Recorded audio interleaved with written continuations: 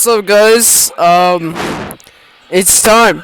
Right now, right now it's 4:33, and we're gonna see lightning here in Twilla.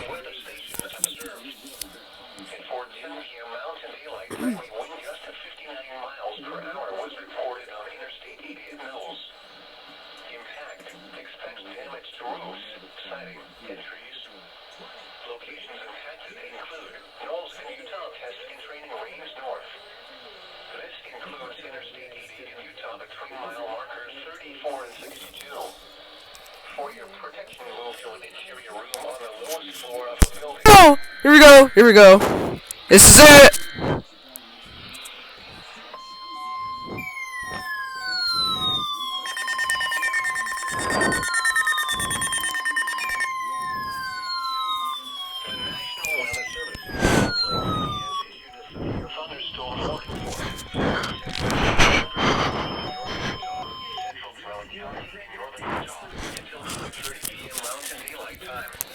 It's 4:43 p.m. Mountain Daylight Time. Severe thunderstorms were located along the line extending from 18 miles east of Utah, testing and training range north of your Dugway Proving Ground has range moving east at 20 Here it is. Ah! to 60 miles per hour with Sis.